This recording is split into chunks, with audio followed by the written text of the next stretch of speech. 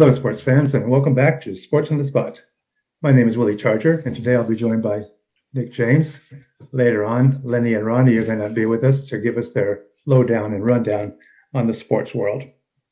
Today, we're going to be talking some NBA playoffs. We're now down to the final two teams, talk about the finals, and then get into a talk about the Major League Baseball, and in particular, talk about this year's All-Star game coming up.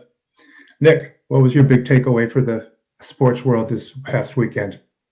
Well, Willie, if you missed it, Joey Chestnut was able to win the Nathan's contest again. Wait a minute. That's not sports. Come on. I know where you're going with this. Willie, it's on ESPN. The guy has to train for this. I mean, he's in shape. He's not a big fat guy. And he broke the world record with 76 hot dogs, his own record from last year, mind you. So I consider it competitive eating, definitely a sport. The guy's got to train for it. What'd you notice, Willie?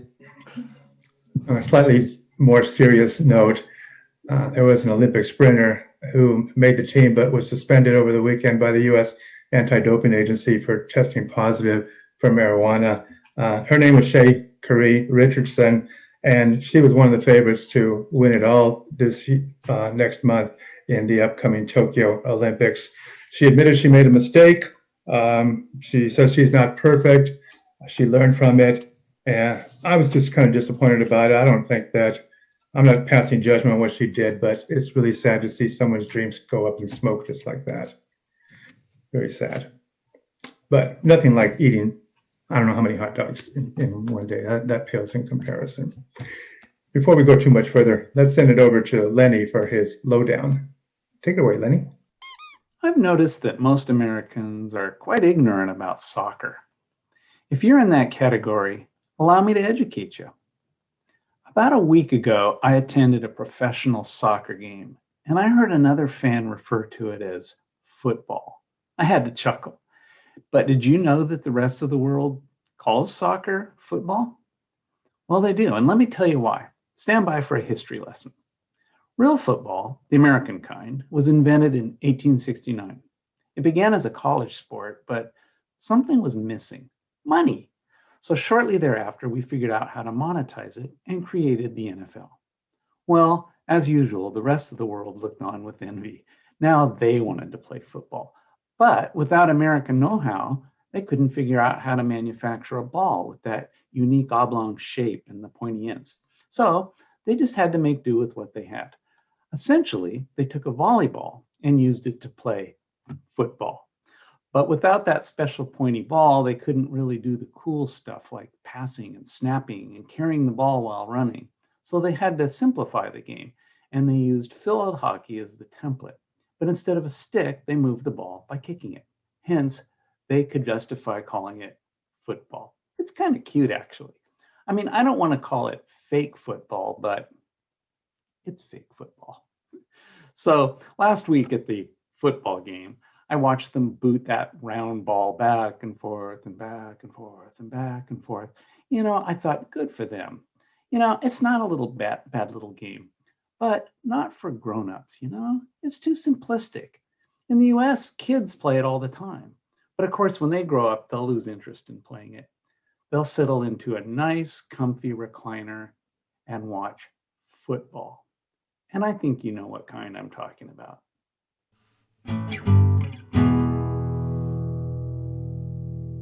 Hey, well, thanks for that, Lenny. As usual, very, very insightful and analytical on your part. We really enjoy your perspectives. Nick, I wanted to talk a bit about the NBA playoffs. There's some people who are saying that this year's playoffs are somewhat tarnished due to all the injuries that have taken place with some key players. Some would say that the Suns are in the Western Finals only because they defeated teams that didn't have their top guys. After all, they got past the Lakers without Anthony Davis. They got past Denver, who were playing without their best player, maybe Jamal Murray. And of course, more recently, the Suns were able to get past the Clippers without Kawhi Leonard. If the Suns win the championship, Nick, do you think there should be an asterisk next to their name? Well, Willie, you could look back at almost any NBA season and see an asterisk to injuries where the perfect team might have not won. And I mean, in this case, I'd say so because they're going to fight the Bucks with maybe without Giannis or maybe the Hawks, or well, it was maybe the Hawks without Trae Young. So now that they're going against the Bucks, it's going to be interesting to see if Giannis plays or not. I mean, yeah, they just survived. They might have not been the best team qualified for the task. It's kind of hard for me to get too excited about the finals when you think about all of the really good teams that had really good players that still aren't playing. I mean, think about it: the Nets without Kyrie Irving and Harden. You got the Sixers who lost Joel Embiid early on. You mentioned Trae Young; he was definitely hurt against the Bucks, and of course Giannis. Who knows if he's going to play in the finals? That looked like a pretty serious injury. To me, it just doesn't have the attraction that other NBA finals have had. Of course, Lakers not being in it, that also helps too.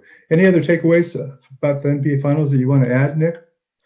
I mean, obviously, I'm sad the Clippers are out of it, and they took the Suns to 6 games, and it was pretty well fought for being depleted and not having Kawhi Leonard. But yeah, like you said, it's not a very exciting playoffs. I mean, I was just in Arizona, and I think I saw one person in the whole state when I was driving through with any Suns gear. So it's like they don't even seem that excited as fans in their own state. So I don't know how I could be that excited watching on TV.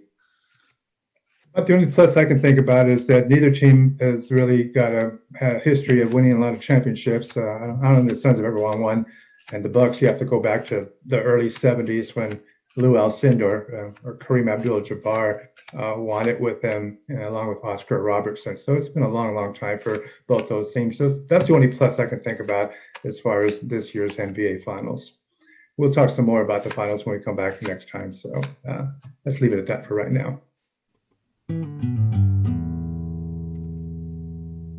Okay, we are back, and now it's time to talk a little bit Major League Baseball.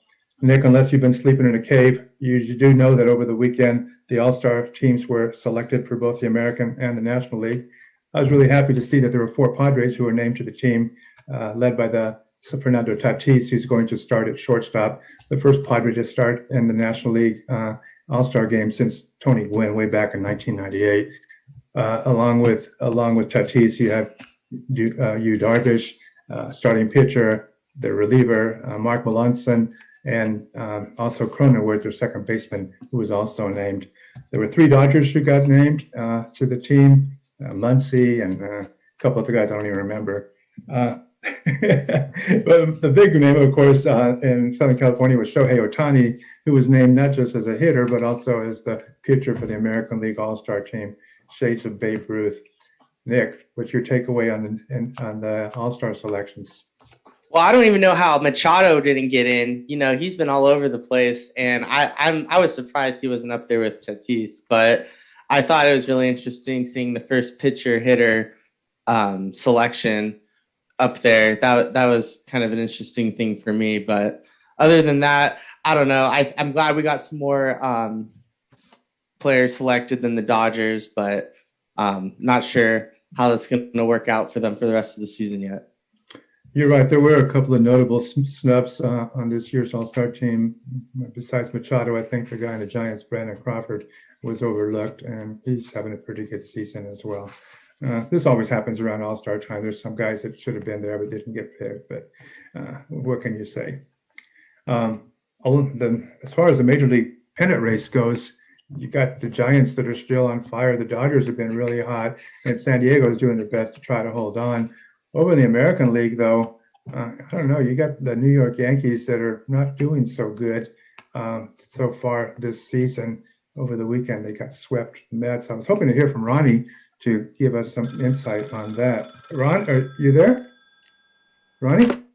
Oh, hey, yeah, just called in. Yeah, the Yankees stink. And as a non-Yankee fan, you love to see it, but and more so love to see all the Yankee fans be miserable and complain about their team. But yeah, they just simply can't hit. They're last in the American League in runs scored, and I think they're 10th in the American League in average. And they're just not getting the job done. A lot of people, I watch some of the games. I keep the pulse of the New York sports, what's going on. You know, and it's usually the same old stuff. They talk about how none of this would ever happen if George Steinbrenner were still around, and it's probably true. But this is what happens when you get all these like huge contract guys. Money doesn't buy championships.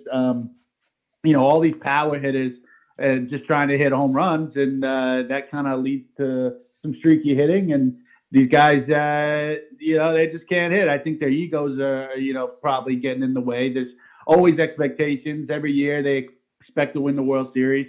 And then when they don't play too well, it's kind of like, well, we don't know what to do. We got to just keep swinging for home runs. So, yeah, personally, I'm enjoying it. I like it when the Yankees aren't playing well. Not that I necessarily root against them, but yeah, they can't hit at all right now, and they're kind of looking like a broken team. So we'll see. I'm sure they'll still be in the mix in the AL East, but I don't think they're going to be winning it this year. 10 games out, doesn't behind the Boston Red Sox. It doesn't seem too promising. They have to make a pretty dramatic turnaround in the second half if they want to get in contention. Yeah. Well, they got to deal with the Blue Jays and the Rays too. That's right. Nick, what's your expert view on what's going on with the Yankees? Well, I don't really follow East Coast baseball, Willie. it was fun to see them lose. I know they had the doubleheader this weekend, and I mean, they just, you know, were wiped out after game one. They shouldn't have doubled them up like that, I guess. Hey, Ronnie, did you notice all the Mets fans that seem to have taken over Yankee Stadium, rooting against the Yanks like that? I thought you were telling me that all the Mets and Yankees fans were always on the same team. What's up with that? Well, now when they're playing each other, I mean, you know, to be honest with you, I think it's different. It's a little bit different in baseball than it is maybe football, like between Giants and Jet fans. It is kind of a different vibe. And again, they're playing against each other. It's a different story.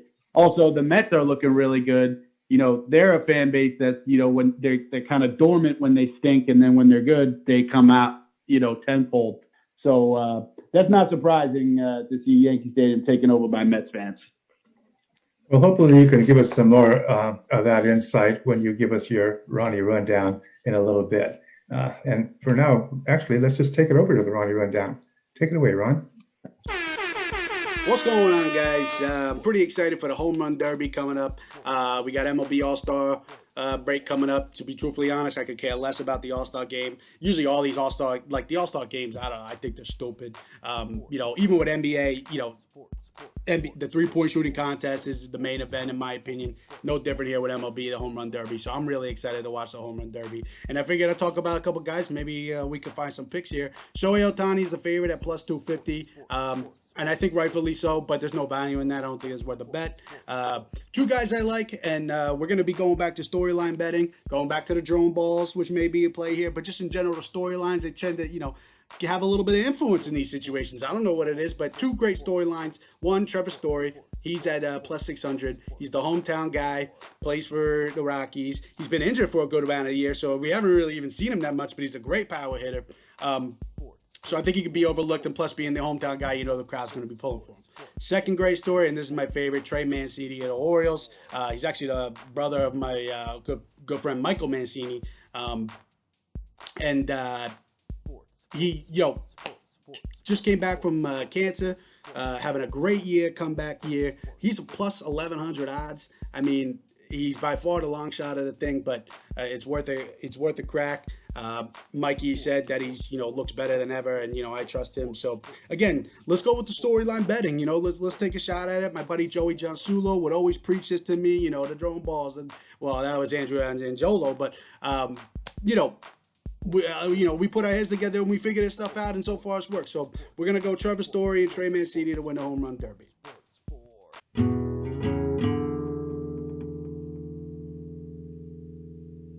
Okay, we've reached the part of the show where we're going to answer the Sports on the Spot question from one of our viewers.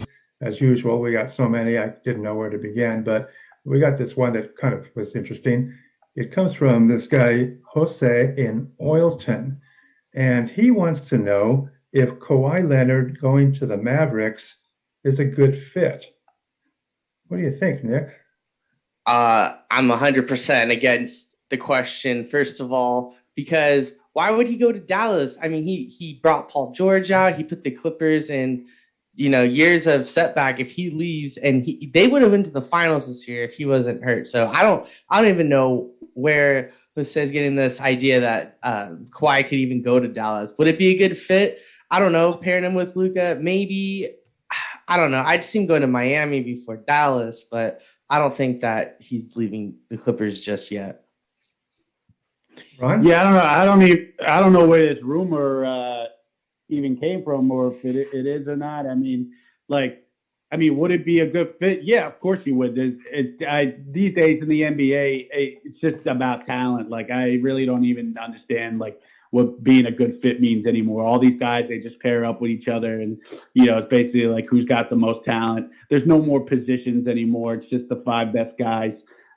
So yeah, it would definitely be a good fit. But yeah, I'm with Nick. I don't understand where this is coming from, why he would leave, or what. But yeah, they would probably be the favorites if that were to happen.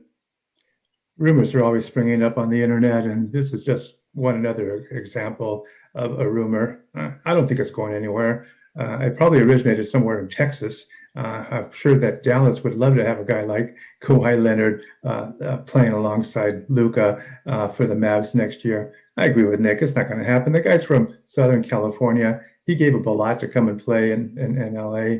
I don't think that he's going to go and just decide, oh, I'm leaving and I'm going to head off to Texas. It ain't going to happen. But I guess Mavs fans can keep their fingers crossed. We could talk some more. Well, why? Really quick, Willie. Why would he go to the team that he's beaten in the playoffs the last 2 years? In the bubble last year and this year. Why is he going to go join a worse force? So it doesn't make. It's just sorry. The question got me worked up. So I don't know. Nick. It's all about money. And if you pay a player enough money, he's going to go play wherever that money takes him. So there's no loyalty to your home team anymore. It's just about trying to get ahead cash-wise. That's what this is all about.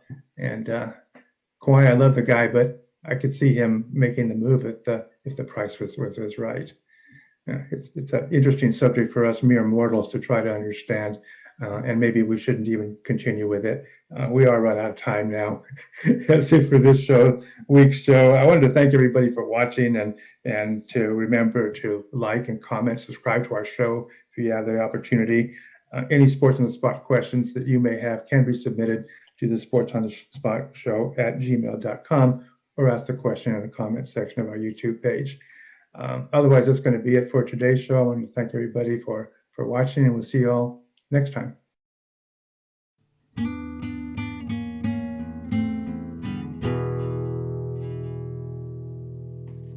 Unbelievable.